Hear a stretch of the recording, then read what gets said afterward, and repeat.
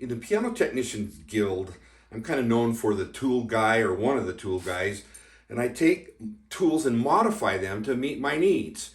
And I like to teach these to other people. So today, we're going to look at several tools that I modified, and occasionally I'll throw in a batch of 10 like I'm doing today. But remember, the reason we do this is to save money, of course. But also, if I need a tool, I don't want to have to run to the store to get it, or if I need a bolt or a screw, I'm going to make one, and in 2 or 3 minutes I'm going to have it without going to the store all the time. So it's convenient and it saves money. This tool is a key balance hole easer or burnisher, and they're never right when you buy them from the supply houses. The tip is too big and it enlarges the hole. So you need to grind this down and make sure that it's the right shape and polish it off so it's nice and smooth.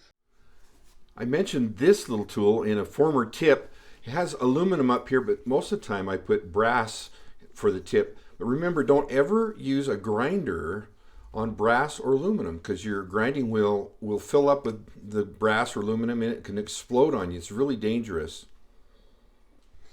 This is my brass drop screw regulator, and I don't like the little finder on there. I took it off because I can see the slot well enough on the screws, and I shortened it because I don't want to be clear up here trying to do a screw. So I just do it down here close. It just fits my hand just right.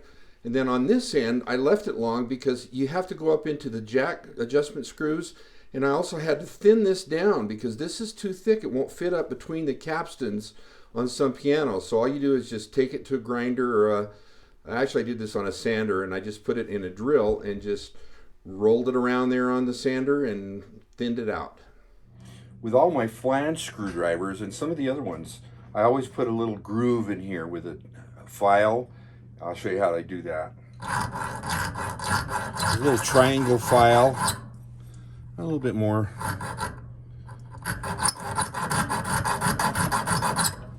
There, that's good. Now these are my famous duckbill pliers, and I modified those by rounding them off so I can get the damper screws easily. And I also have this little pair of pliers that I did that too as well. I just ground it round. Now I can get the damper screws real easy. So I have a little pair and then the bigger pair. This is a tool to set the glides in a grand piano, and of course for the hidden Yamaha one, that's what that's for. But this is straight, and what I did to modify this was just make a screwdriver out of this. So I don't need a separate screwdriver. I can use this, use it for the hidden ones, use it for the Steinway type. It's just a good tool, but modify it that way. This is the Hart spring tool made by Glenn Hart, who passed away about a year ago. Really great guy and good inventor. And what I did to modify this one is I just bent the end and then tapered it down where it's another capstan tool that I have right at my disposal. This is a let-off tool that I modified, and a lot of times this will break the loops off. So what you have to do is just cut it down, grind it down a little bit, because when it's too big and the loop gets caught in there, it will break them off. So all you have to do is just lower it down about that much, like that. This is an upright piano lid prop.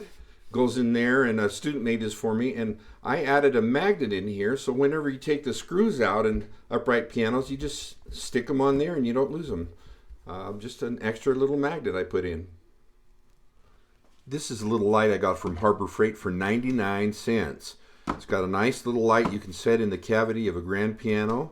It's got a little flashlight there. It also has a magnet so you can stick it wherever you want, and it has this little doodad here to hang it up.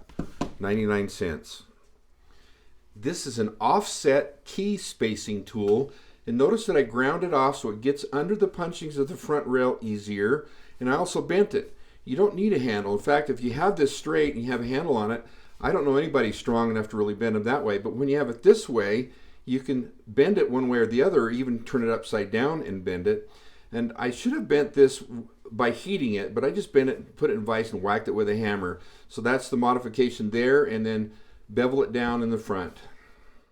This is a square capstan tool, and it hasn't been modified, so let's make the modification now.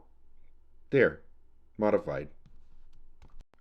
Modifying tools, or even making new tools, is not really hard if you have the right tools.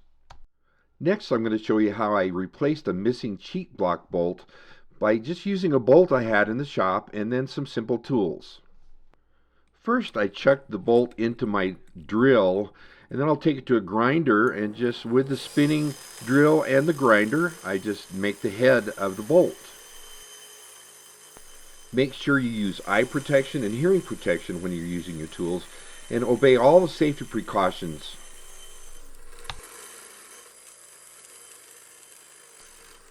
Next, I went to my 1-inch belt sander and just smoothed it out a little bit. It makes it look a lot nicer.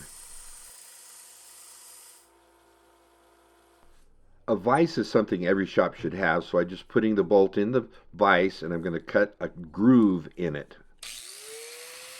Here I'm using a cutoff blade and a grinder to make the groove.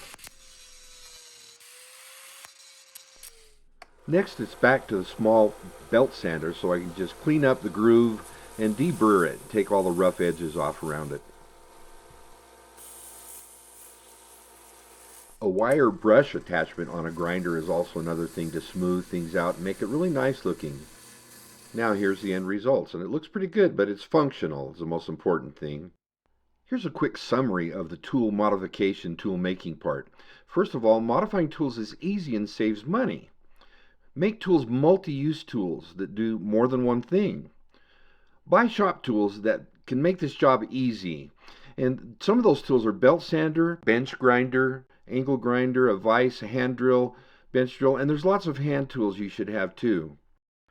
And lastly, don't throw that old stuff away. Keep old bolts and things that you might be able to make into a tool or something that you might find use for later on.